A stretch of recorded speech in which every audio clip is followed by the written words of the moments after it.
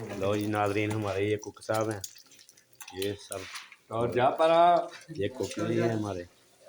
ये देखो अंडा फ्राई कर रहे हैं। ये दूसरे हमारे हैं कुक साहब, ये टिक्कियाँ बना रहे हैं आलूओं की।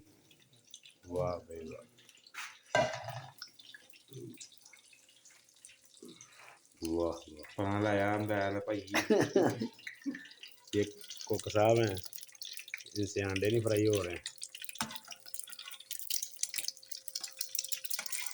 लिया पाओ दूजे लिया लिया अंडे लिया। तेल बहुत गर्म हो गया।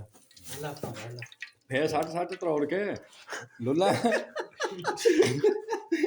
ये हमारे ये मैनेजर साहब हैं हमारे, ये मैनेजर साहब हैं। जाज खान ने ट्राई ट्राई हाँ मैनेजर ना छेड़े पकड़ दे। गरम की होता है ये साइड से साइड